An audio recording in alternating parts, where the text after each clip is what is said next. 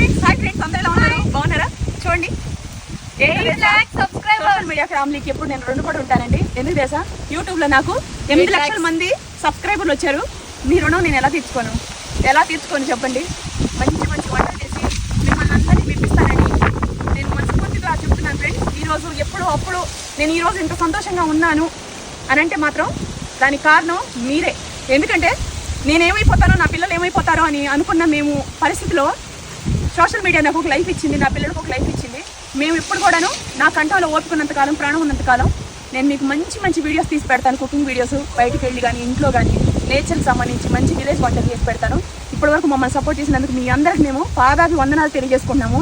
ఉన్న మాట చెప్పడం నాకు ఇష్టం అండి. ఎందుకంటే సపోర్ట్ చేస్తేనే ఒక 10 మంది సబ్స్క్రైబర్లు, 10 మంది ఫాలోవర్స్ రావడమే కనాగష్టమైన రోజుల్లో యూట్యూబ్లో 8 లక్షల మంది సబ్స్క్రైబర్లు అంటే అది మామూలు విషయం కాదండి. మీకు ఎప్పుడు మేము రుణపడి ఉంటాం.